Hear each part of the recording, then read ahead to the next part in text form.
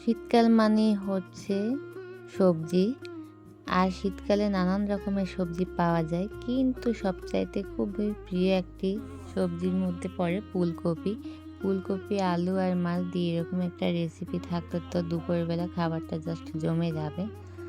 আর এটি খেতেও দুর্দান্ত হয়। আর এই দারুণ রেসিপিটি বানাবার জন্য আমি এখন কড়াই বসিয়ে দিয়েছি। কড়াইটাতে দিয়ে দিয়েছি অল্প পরিমাণে একটু তেল। তেলটা যখন গরম হয়ে যাবে আমি এখানে এখন মাছগুলো ভেজে নেব। আর এখন আমার দেখো 1 মিনিট পর আমি এখানে মাছগুলো দিয়ে দিচ্ছি। মাছগুলো আমি ভেজে নেব। আর শীতকালে ফুলকপি, আলু আর মাছের এই রেসিপিটি সত্যি দুর্দান্ত লাগে খেতে। অনেকেই অনেকভাবে বানাও, বাট আমি আজকে এরকমভাবে ট্রাই করলাম। তোমরা একবার ট্রাই করে দেখো কেমন লাগে, অবশ্যই কমেন্টে বলবে। আর এই রেসিপিটি বানাতে খুবই অল্প সময় লাগে, বেশিক্ষণ লাগে না। খেতেও কিন্তু দুর্দান্ত হয়। শীতকাল চলে যাওয়ার আগে এরকম রেসিপি খাবে না কেউ, হতেই পারে?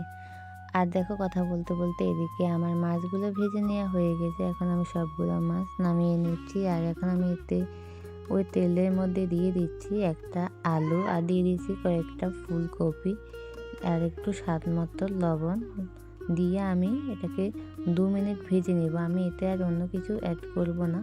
আমি একটু হালকা করে এটাকে ফুলকপি আর আলুগুলোকে ভেজে নেব। আর দেখো আমি 2 মিনিট পর এগুলোকে ভালো করে ভেজে দেখো এখন আমি এগুলো আস্তে আস্তে এখন নামিয়ে রাখবো, কারণ আমি অত বেশি ভাজিনি, হালকাই ভেজেছি। এখন আমি ফুলকপি আর আলুগুলোকে আমি নামিয়ে এক পাশে রেখে দিব। আর এতে আমি আরেকটু তেল দিয়ে দিব কালো জিরে। কালো জিরে দিয়ে একটুখানি নেড়ে এতে আমি দিয়ে দিব কেটে রাখা একটা টমেটোটাকে একটু এখন আমি এতে দিয়ে দিব হচ্ছে আধা চামচ লঙ্কা গুঁড়ো, আধা চামচ হলুদ গুঁড়ো দিয়ে আমি এটাকে ভালো করে একটু নেড়ে নেব। আর এতে আমি দিয়ে দিচ্ছি হচ্ছে লবণ, দিয়ে ভালো করে আমি এটাকে 1 মিনিটের মতো ভেজে নেব। ভেজে নিয়ে আমি এখন এতে দিয়ে দিব হচ্ছে মশলা। আর এই মশলাটা তৈরি করেছি আমি হচ্ছে আদা, জিরে আর সর্ষে আর কাঁচা লঙ্কা দিয়ে শিলনোড়ায় বেটেছিলাম। তারপরে মশলাটা দিয়ে আমি আবার 1 মিনিট কষে নিয়ে ভেজে রাখা ফুলকপি আলুগুলো দিয়ে দেব।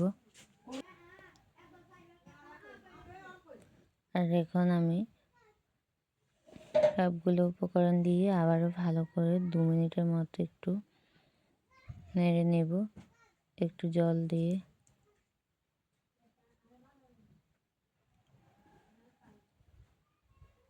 এখানে আমি অল্প পরিমাণে জল ইউজ করেছি। আর এখন দেখো কীরকম হয়ে গেছে। এখন আমি এতে দিয়ে দিব হচ্ছে আবারও জল দেব। জলটা দিয়ে এখন আমি একটু ফুটিয়ে নেব। আর যে ভেজে রাখা মাছগুলো ছিল ওগুলো পরে আমি এখানে অ্যাড করে দিব। আমি আগে অল্প পরিমাণ জল দিয়েছি এই জন্য, যেহেতু মশলাটা আলু আর ফুলকপিগুলো ভালো করে সেদ্ধ হয় আর মশলার মধ্যে যেন কাঁচা গন্ধটা না থাকে, ওই জন্য। আর আমি এতে দিয়ে দিচ্ছি একটু ধনে পাতা। আর দেখো ভালো করে এগুলো সব সিদ্ধ হয়ে গেছে। এখন আমি এতে দিয়ে দিব ভেজে রাখা মাছগুলো দিয়ে দিচ্ছি আমি সবগুলো একসাথে। আর মাছগুলো দিয়ে আমি এখানে 4 থেকে 5 মিনিটের মতো করে এটাকে রেখে দিচ্ছি। 4-5 মিনিট পরে দেখো আমার রান্নাটা প্রায় হয়ে এসেছে। কত সুন্দর একটা কালার হয়েছে। যদি তোমাদের রেসিপিটি ভালো লাগে একটা লাইক, শেয়ার আর হাইপ করো প্লিজ। এদিকে আমার রান্নাটা পুরো কমপ্লিট হয়ে গেছে। এখন হচ্ছে আমি গ্যাসটা অফ করে দিয়েছি আর চলে এসেছি আমি এখানে। এখন রান্না শেষ, কমপ্লিট। সবাই ভালো থেকো, সুস্থ থেকো। দেখা হবে আবারও নতুন কোনো রেসিপি নিয়ে। টাটা সবাইকে এতটা সময় আমার সাথে থাকার জন্য।